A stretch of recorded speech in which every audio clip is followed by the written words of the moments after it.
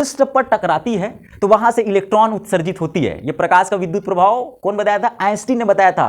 तो उस प्रभाव में, उस सिद्धांत में उन्होंने कहा था कि फोटॉन्स में, अर्थात जो प्रकाश किरण है वो फोटॉन्स है और उसमें क्या होता है? इलास्टिक का गुण होता है, तभी जाके टकरा के तुरंत वहां से इलेक्ट्रॉन को उत्सर्जित कर देता है। ये यहां से प्रूफ हो रहा है। इसलिए मैं बॉल बोला था, प्रकाश किरण में इलास्टिक का गुण होती है, तभी तो टकराने के बाद वो उसी माध्यम में आगे बढ़ती है। इलास्टिक का गुण नहीं होती तो क्या आगे बढ़ जाती, जैसे कि पत्थर।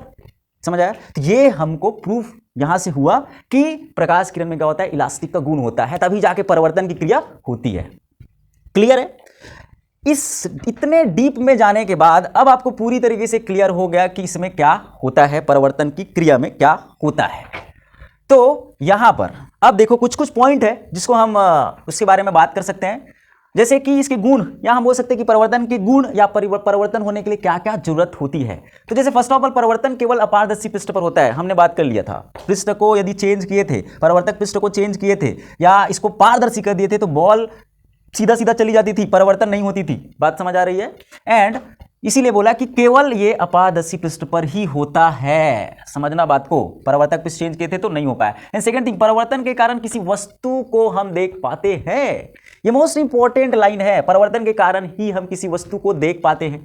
कैसे देख पाते हैं समझिए, परिवर्तन के कारण किसी वस्तु को देख पाते हैं। प्रकाश किरण जो है जब किसी वस्तु पर पड़ती है और वस्तु पे पड़ने के बाद वहां से क्या होती है? परावर्तित होती है। वहां से परावर्तित होती है और हमारे आंख के रेटिना में आती है, और आंख के रेटिना में आती है तो हमको उस वस्तु को दिखाई देता है, तब जाके हम उस वस्तु को देख पाते हैं। किसी भी वस्तु को देखते हैं, इसका मतलब क्या? उस वस्तु से प्रकाश किरण परावर्तित होकर हमारे आंख के रेटिना में आती है।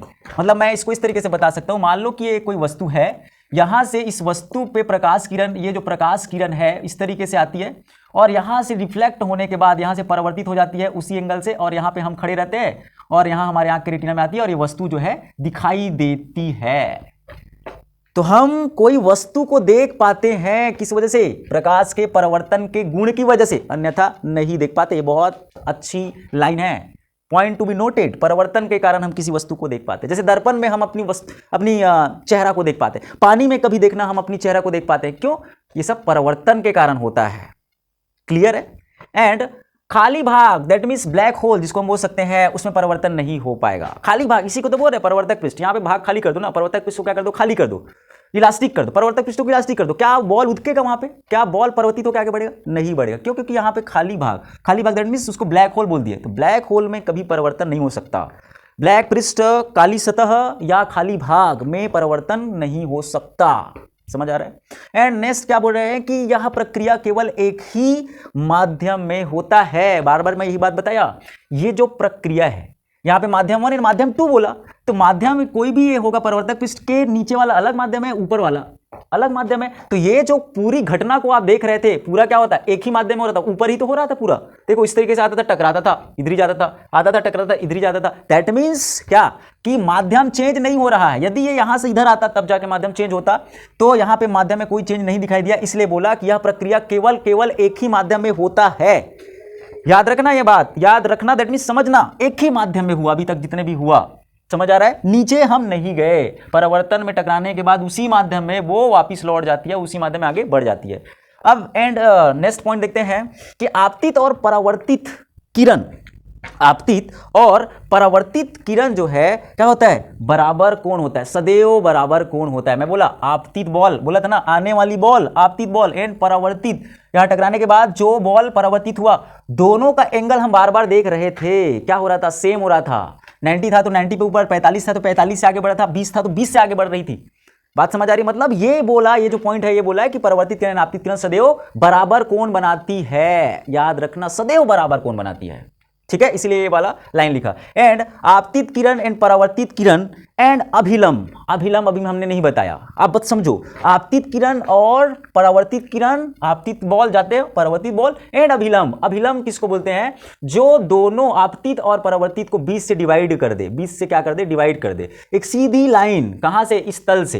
ये जो तल होता है या परावर्तक पृष्ठ होता है या पारदर्शी पृष्ठ होता है, उससे हम 90 डिग्री एक लाइन खींचते हैं, जो कि आपतित किरण एंड परावर्तित किरण को क्या करता है? अलग अलग करता है, डिवाइड कर देता है, 20 से काट देता है। देखो, या इस परावर्तक पृष्ठ से 90 डिग्री, परावर्तक पृष्ठ ये और ये देखो 90 डिग्री, उसको हम क्या बोलते हैं? अभिलंब। तो आपतित किरण एंड परावर्तित किरण एंड अभिलंब तीनों जो है एक ही तल में होता है सदैव। एक ही तल के मतलब क्या?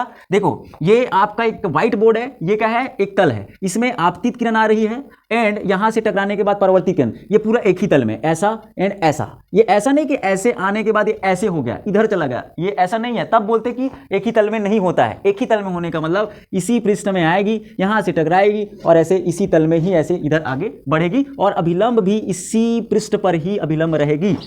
बात समझ आ रहा है? एक ही तल का मतलब इसी तल में ही होगा, ऐसा नहीं कि इधर से आ रही फिर इधर चली गई, ऐसा नहीं। तो इसीलिए पॉइंट लिखा कि आपतित किरण एंड अभिलंब एंड परावर्तित किरण तीनों एक ही तल में सदैव होती है। क्लियर है? यहां तक समझ में आया? तो इसको रटना नहीं है, ये बस आपको याद रखना है। इसको क्या करना है? इसको समझना है। मैं प्रकाश को एक बॉल माना और बॉल कैसे कैसे होता है उसको मैं बता दिया। समझ आ रही है बात? तो ये है आपका तो किरण आती है इस तरीके से और यहां से टकराने के बाद इस तरीके से चली जाती है। समझ आ रहा है? किरण तो सब समझ रहे होंगे किरण क्या है। किरण आती है और यहां से टकराने के बाद वापिस चली जाती है उसी माध्यम में। समझो देखो ये माध्यम 1 है, माध्यम 2 है, दूसरा माध्यम है, पहला माध्यम है। तो टकराती है, बोले टकराने के बाद चली जाती है। जिस एंगल के साथ आती है उसी एंगल से इस तल से देखो ये वाला एंगल एंगल सेम है, एक ही एंगल में टकराते हुए इधर वापिस आगे बढ़ जाती है। समझ आ रहा है? तो आने वाले इस किरण को हम बोलते हैं क्या? आपतित किरण। आपतित किरण बोलते हैं, सबको पता होगा। और इसको बोलते हैं परावर्तित किरण, बोलते हैं इसको परावर्तित किरण। ठीक है? मैंने क्या कहा था कि ये तीनों एक तल में होते हैं। समझ में आ रहा है? अब इसको डिवाइड करने के लिए मैंने एक लाइन खींच दिया जिसको बोलते हैं अभिलंब। क्या बोलते हैं? अभिलंब बोलते हैं। ये जो अभिलंब है, जो आपतित किरण एंड परावर्तित किरण को क्या कर रहा है? बीच से काट रहा है। और ये अभिलंब सदैव कैसे खींचना है? परावर्तक पृष्ठ के 90 डिग्री। ध्यान से देखो, परावर्तक पृष्ठ ये है और ये आपका अभिलंब है, इससे 90 डिग्री, सदैव 90 डिग्री ही खींचेंगे अभिलंब को। क्लियर है? अच्छा, अब देखो इसमें क्या क्या बात जानना है। यहां पर ये अभिलंब जो खींचा, ठीक है, ये अभिलंब और ये जो आपतित किरण, ये के बीच के जो कोण है, किसके अभिलंब और आपतित किरण के बीच के कोण को हम बोलेंगे आपतन कोण आई। किसे नोट करेंगे? आपतन कोण आई से डिनोट करेंगे।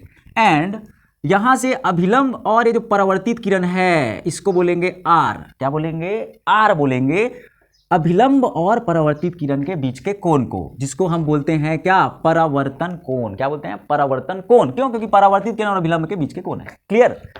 अब यहां पर आप देखो, इतना बात समझ में आया?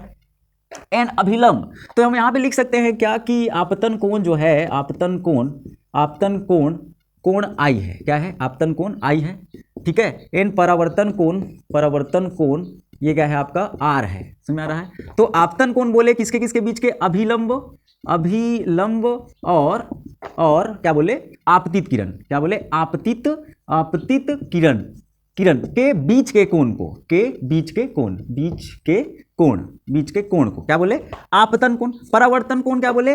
अभिलंब और आपतित किरण हो गया, तो इसे बोलेंगे परावर्तित किरण के बीच के कोण को, समझ में आ रहा है? क्लियर है? एंड थर्ड पॉइंट देखते हैं क्या? अभिलंब कैसे बोलेंगे? अभिलंब क्या है पूछ देगा तो अभिलंब क्या बताएंगे? तो अभिलंब क्या करेंगे? आपतित किरण और परावर्तित किरण को क्या करने? अलग करने वाला एक, क्या बोलेंगे? लाइन। समझ में आ रहा है? आपतित किरण और परावर्तित किरण है ना, को अलग करने वाला रेखा को क्या बोलेंगे हम? अभिलंब। इंग्लिश में नॉर्मल बोलते हैं। क्लियर है?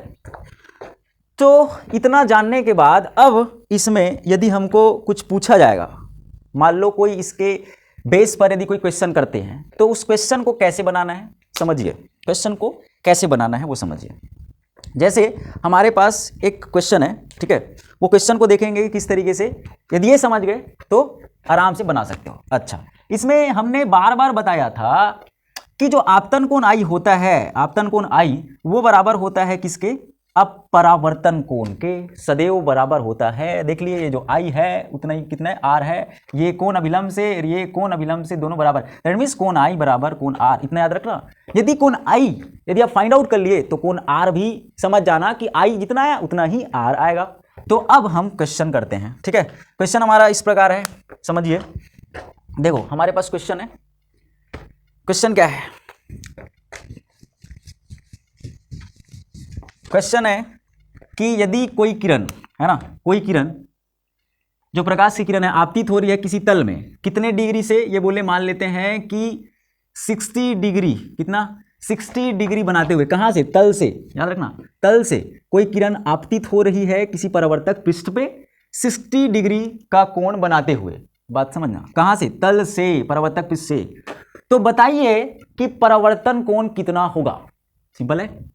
तो बताइए परावर्तन कोण कितना होगा, ये हमको डिफाइन निकालना है, परावर्तन कोण। और इसमें बोला है तल से प्रकाश किरण जो है, तल से किरण कितना एंगल बनाया है? 60 डिग्री का एंगल बनाते हुए आपतित हो रही है। तो परावर्तन कोण दैट मींस ये आर निकालना है, ये आर निकालना है। बहुत सिंपल है, देखो बहुत सिंपल है। मैंने क्या कहा था, यदि आप आई निकाल लिए तो जस्ट आर निकाल लोगे। तो देखो यहां से है 60 डिग्री, समझ आ रहा है। और मैं बोला था कि अभिलंब सदैव क्या होता है? इस परावर्तक पृष्ठ से, देखो ध्यान से, परावर्तक पृष्ठ, जैसे कि ये परावर्तक पृष्ठ है तो अभिलंब ये हो गया, तो परावर्तक पृष्ठ से 90 होता है। अभिलंब सदैव परावर्तक पृष्ठ से 90 होता है। तो 90 होता है, ये तो हमको पता है, ये 90 डिग्री होता है अभिलंब से परावर्तक पृष्ठ। अब ये आ रहा है 60 डिग्री में, तो भाई आपको आई निकालना है। अब पूछा परावर्तन है, लेकिन हमको तो पता है कि आई निकाल लिए, मतलब आर निकाल लिए, क्योंकि आपतित किरण या परावर्तित किरण एक ही एंगल बनाते हुए वापस जाती है। तो यहां पर आप देखिए, यहां पे क्या करेंगे, इतना हो गया, कितना 90 है। देखो अभिलंब और इसका पृष्ठ का जो तल है वो कितना 90 है। 90 में यदि ये पूरा 90 है, यहां से यहां तक 90 है, देखो अभिलंब और ये, अब इस 90 में हम घटा देते हैं इतना कोण 60 को, क्यों? क्योंकि 60 बनाते हुए आ रहा है, बस यही दिया है, गिवन यही बस है 60। तो 90 में यदि 60 यदि घटा दे तो ये वाला कोण निकल जाएगा। बहुत सिंपल है, इतने में इतना घटा दे, ये निकल जाएगा। तो 90 में 60 गए तो कितना हो गया? 9 गए तो 30 डिग्री। दैट मीन्स आई का मान आ जाएगा आपका 30 डिग्री, मतलब आपतन कोण निकल गया कितना? 30 डिग्री। अब आपतन कोण 30 डिग्री निकल गया तो हमको पता है कि कोण आई बराबर कोण आर, मतलब आपतन कोण यदि 30 निकल गया, ये आपतन कोण 30 निकल गया तो ये कितना होगा? ये भी 30 होगा, ये भी कितना होगा? 30 होगा। ये तो इसे बार बार मैं इसी चीज को बता रहा हूं कि आपतन कोण इक्वल टू परावर्तन कोण, आई इक्वल टू हमेशा क्या होता है? आर होता है। तो इस तरीके से क्वेश्चन आपको डाटा चेंज कर देगा, 60 के जगह में 35 दे देगा, 30 देगा, कुछ भी दे देगा। परावर्तन कोण कितना है तो आराम से आप निकाल सकते हो। परावर्तन कोण बोले चाहे आपतन कोण बोले, मतलब एक ही है, बात समझना। लेकिन वो बस दिया रहेगा कि कितने एंगल बनाते हुए वो किरण जो है इस परावर्तक पृष्ठ पे आ रही है। बहुत सिंपल है। तो इस तरीके से क्वेश्चन आएगा तो आपको बस ऐसी ही करना है। अभिलंब से परावर्तक पृष्ठ 90 होता है, उस 90 में आप जितने भी वो कोण बना रही है उसको घटा दोगे तो आंसर आ जाएगी। इसको समझना है, रटना नहीं है, समझना है। यहां से यहां तक 90 आ रही है 60 बनाते हुए, कहां से? तल से। तो अब इस तल से हमको ये वाला फाइंड करना है, इसको हमको घटा देना। किससे घटाएंगे? ये पूरे 90 है, 90 में इतना घटा देंगे तो ये निकल जाएगा कि नहीं निकल जाएगा? निकल जाएगा।